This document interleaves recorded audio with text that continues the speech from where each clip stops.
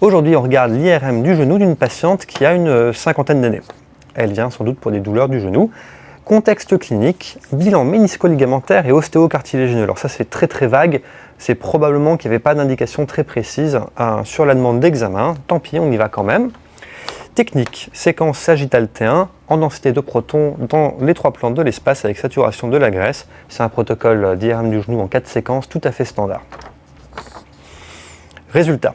Alors là, on n'a pas de conclusion, on a juste un pavé résultat qui est assez court. C'est-à-dire que les éléments importants sont sans doute résumés directement dans les résultats. Et d'ailleurs, on commence très fort. Désinsertion de l'attache tibiale de la corne postérieure du ménisque interne associée à une subluxation globale médiale du ménisque. Alors c'est beaucoup de mots techniques. On va décortiquer cette phrase.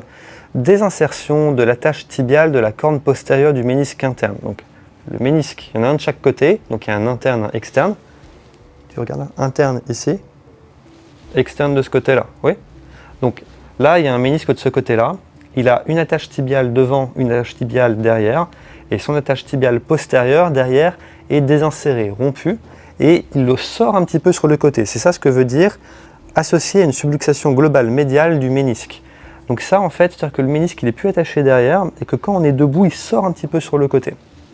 Ça veut dire que le ménisque ne fait plus son travail. C'est un élément très important. C'est le résultat important de cet examen. Ensuite, il parle du cartilage et des conséquences éventuelles, donc allons-y. Pas d'anomalie du cartilage de recouvrement fémoro-tibial interne, donc c'est une bonne nouvelle, c'est-à-dire qu'il n'y a pas d'arthrose, que le cartilage, aussi bien du côté du tibia que du côté du fémur à la partie interne du genou, n'est pas abîmé.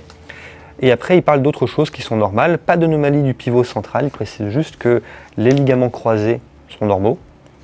Le ménisque externe est discoïde, alors ça c'est intéressant, c'est une variante anatomique qui n'est pas hyper fréquente.